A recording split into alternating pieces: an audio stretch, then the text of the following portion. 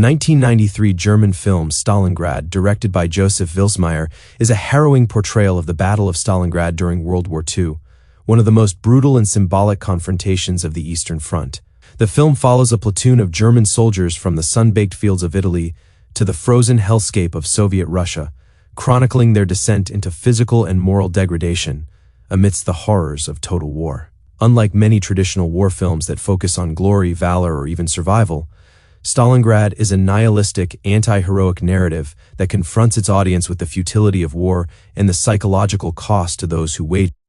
This essay will explore the historical context of the film, its narrative structure, characterization, thematic content, cinematography, and lasting impact, ultimately framing Stalingrad as a landmark piece of German war cinema that refuses to sentimentalize or excuse the actions of its protagonists.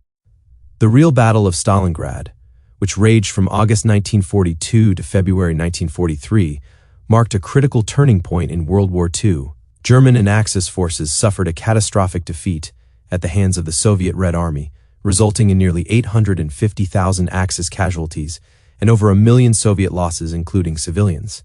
The psychological and strategic consequences of the battle reverberated through the remainder of the war. Filmed and released in post-reunification Germany, Stalingrad emerged during a period of renewed national reckoning with the Nazi past.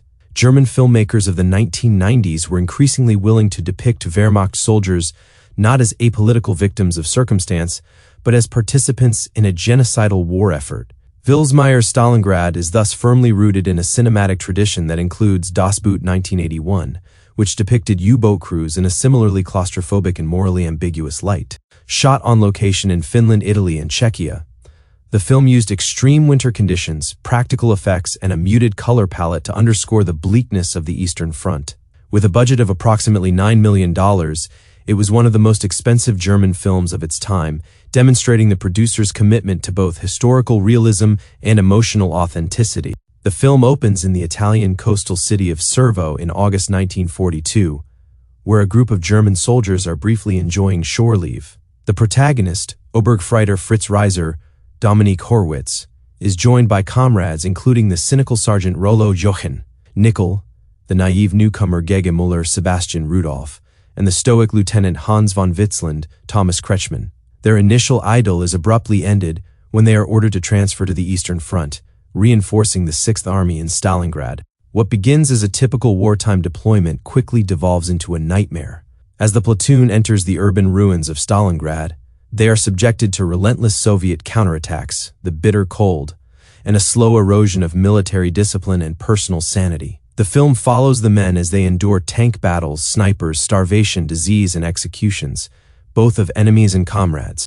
The plot does not climax in a grand battle or redemption arc. Instead, Stalingrad ends with Reiser and Rollo trudging across the icy steppe, only to freeze to death under the vast, indifferent sky. It is a deliberately anticlimactic ending that refuses any comforting resolution. Unlike Hollywood war epics, which often portray soldiers as archetypes of heroism, Stalingrad focuses on deeply flawed, morally compromised men. Fritz Reiser, the film's closest figure to a moral center, is a reluctant participant who gradually loses faith in the war, his commanders, and ultimately, his own survival. Thomas Kretschmann's von Witzland is a patrician officer whose sense of duty and control is slowly shattered by the chaos around him. Rollo, played with bitter wit by Jochen Nickel, offers gallows humor and brute pragmatism, while JJ represents the tragic cost of youthful innocence. What makes these characters compelling is their psychological realism. They are not idealized nor are they caricatured villains. Instead, they react as real people might, with confusion, fear, self-interest, compassion, and occasionally cruelty. Their camaraderie is genuine but not romanticized. Friendships are born out of necessity and shared trauma, not noble brotherhood. A key theme in the film is moral disintegration. Early in the film, the unit executes wounded Soviet prisoners, a war crime that is shown not as an aberration but as a symptom of institutional rot and desensitization. As conditions worsen, the soldiers increasingly turn on each other and abandon their moral compasses. This dissent is captured most starkly when the men are sent to a penal battalion, digging frozen corpses out of the snow or facing execution by their own commanders. Stalingrad is an unflinching meditation on the brutality and futility of war. Several key themes run throughout the film. The soldiers are initially portrayed as ordinary men, but the horrors of the Eastern Front strip away their humanity. Their treatment of Soviet civilians, their callousness toward the wounded, and their willingness to follow murderous orders reveal the ways in which war can turn individuals into instruments of cruelty, isolation, and betrayal. The film repeatedly emphasizes the abandonment of the individual by larger institutions. Whether it is the indifferent officers in rear command posts, the Gestapo-like military police, or the Hitler-loyal higher-ups, the soldiers are increasingly left to die without supplies, reinforcements, or hope.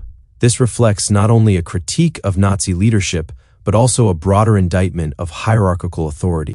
Survival and pointlessness. Unlike American war films that often equate survival with victory, Stalingrad treats survival as merely the prolongation of suffering. There is no triumph at the end, only frostbite, starvation, and slow death.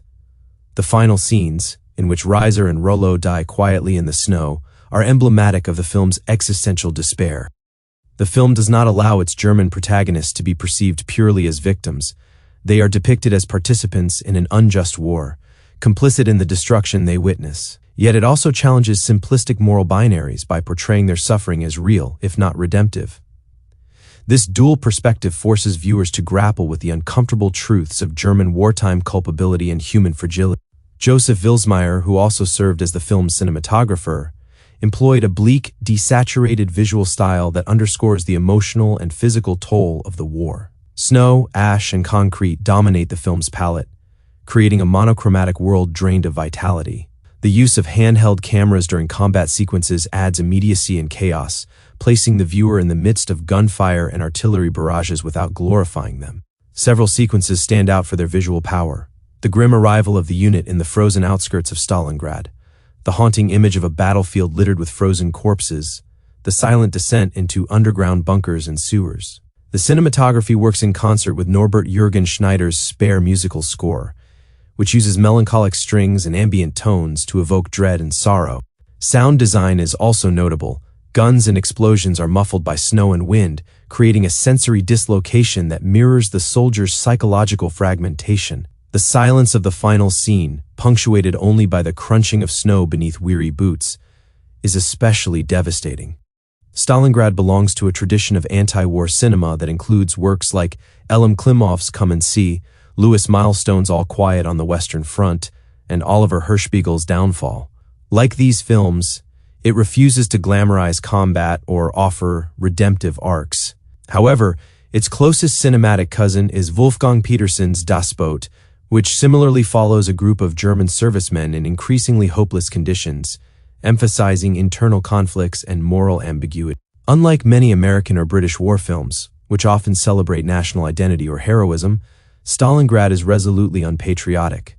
There is no flag-waving, no uplifting speeches, no noble sacrifice. In fact, the film seems to suggest that war obliterates not only lives but also meaning itself. Upon its release, Stalingrad received mixed but generally favorable reviews in Germany and abroad. Some praised its brutal honesty and technical craftsmanship, while others found it too bleak or morally evasive. Critics noted the film's refusal to moralize as both a strength and a weakness.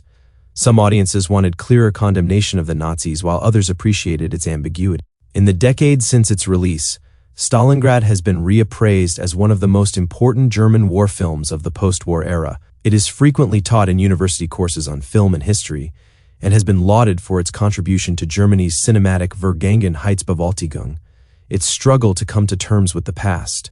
Its influence can be seen in later films like Downfall, Generation War 2013, and T-34 2018, although few have matched its unrelenting bleakness. In the era of more sanitized or CGI-heavy war epics, Stalingrad remains a visceral and haunting reminder of the real costs of conflict.